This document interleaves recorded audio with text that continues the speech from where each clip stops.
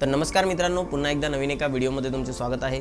मित्रांनो, खरीप हंगाम 2023 मध्ये झालेल्या दुष्काळामुळे शेती पीक मालाचे जे काही नुकसान झालेले होते, तर यासाठी मित्रांनो आता निविष्ठा अनुदान देण्यासाठी राज्य शासनाच्या माध्यमातून मान्यता देण्यात आलेली आहे। त्याबाबतचा मित्रांनो शासन निर्णय 29 फेब्रुवारीला निर्गमित करण्यात आलेला आहे महसूल व वन विभागाच्या अंतर्गत। आता यामध्ये मित्रांनो 40 तालुक्यांना पात्र करण्यात आलेले आहे। तर त्यामध्ये मित्रांनो तुमचा तालुका आहे की नाही, कारण की प्रत्येक जिल्ह्यामधील सर्व तालुके इथे पात्र नाही आहे, तर जिल्ह्यामधील काही मोजके जे तालुके आहेत तेच पात्र करण्यात आलेले आहेत। तर त्यामध्ये तुमचा तालुका आहे की नाही हे तुम्हाला या व्हिडिओच्या माध्यमातून पाहायला मिळणार आहे। आणि मित्रांनो असेच आपण सर्व GRची माहिती आपल्या चॅनलच्या माध्यमातून घेत असतो। तर आपल्या चॅनलवरती जर पहिल्यांदाच आलेला असेल तर चॅनल नक्की सबस्क्राईब करून ठेवा।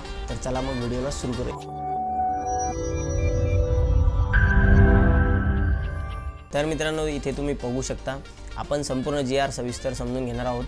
तर मित्रांनो खरीप हंगाम 2023 मधील दुष्काळामुळे झालेल्या शेती पिकांच्या नुकसानीकरिता बाधित शेतकऱ्यांना निविष्ठा अनुदान देण्यासाठी निधी वितरित करण्यास मान्यता देण्याबाबत महाराष्ट्र शासन महसूल व वन विभागाच्या अंतर्गत 29 फेब्रुवारीला हा शासन निर्णय निर्गमित करण्यात आलेला आहे। आता मित्रांनो आपण इथे प्रस्तावना बघणार नाहीये, यामध्ये आपलं काहीही महत्त्वाचं नाहीये।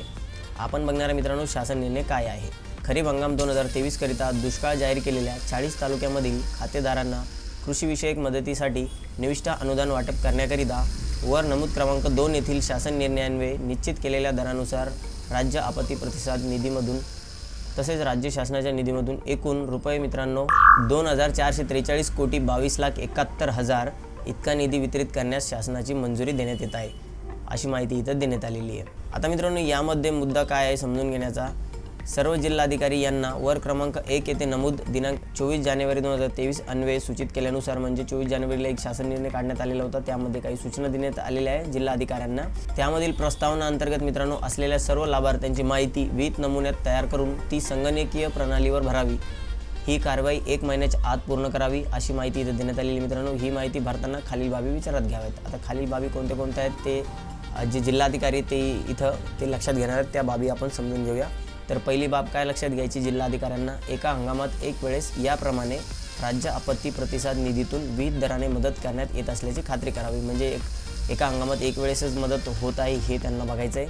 तसेच मित्रांनो 2023च्या पावसाळी हंगामामध्ये यापूर्वी अतिवृष्टी व पूर यामुळे झालेल्या ज्या शेतीपिकाच्या नुकसानीकरिता मदत दिली आहे, त्याच क्षेत्रातील त्याच शेतीपिकांच्या नुकसानीकरिता या शासन निर्णयाद्वारे पुन्हा मदत अनुज्ञेय नाही। म्हणजे पहिले जर आपल्याला मदत मिळालेली असेल तर मग आपल्याला पुन्हा मदत मिळणार नाहीये, याची सुद्धा खात्री करण्याचे निर्देश जिल्हाधिकारी यांना देण्यात आलेले आहेत। तसेच मित्रांनो जिरायत पिके, बागायत पिके व बहुवार्षिक पिकांच्या नुकसानीसाठी मदतीच्या विहित दरानुसार पावसाळी हंगाम 2023 मध्ये सर्व प्रकारच्या नैसर्गिक आपत्तीमध्ये जास्तीत जास्त 3 हेक्टरच्या मर्यादेत असल्याची खातरजमा करण्यात यावी।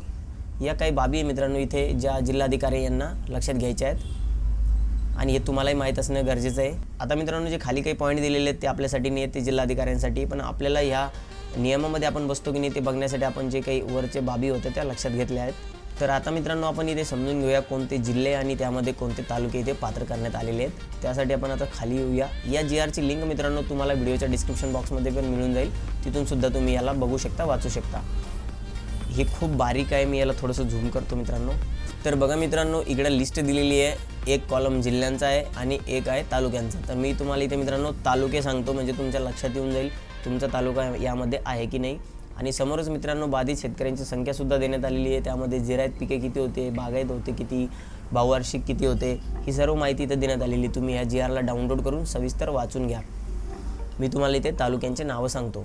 तर मित्रांनो तालुक्यांमध्ये सर्वात पहिले मालेगाव, सिन्नर, येवला, त्याच्यानंतर मित्रांनो सिंदखेड, नंदुरबार, चाळीसगाव, त्यानंतर बुलढाणा, लोणार, छत्रपती संभाजीनगरमध्ये मित्रांनो सोयगाव, तसेच अजून मित्रांनो भोकरदन, जालना, बदनापूर, अंबड, मंठा, वडवणी, धारूर, अंबेजोगाई, वाशी, धाराशिव, लोहार, पुरंदर, सासवड, बारामती, शिरूर, घोडनदी, दौंड, इंदापूर, बार्शी, माळशिरस, सांगोला, करमाळा, माढा, वाई, खंडाळा, हातकंगले, गडहिंग्लज, शिराळा, कडेगाव, खानापूर, विटा, मिरज। तर मित्रांनो यामध्ये असे हे 40 तालुके देण्यात आलेले होते, जे पात्र करण्यात आलेले 2023च्या खरीप हंगामातील जे नुकसान झालेले होते शेती पीक मालाचे, त्यासाठी पात्र करण्यात आलेले हे 40 तालुके होते।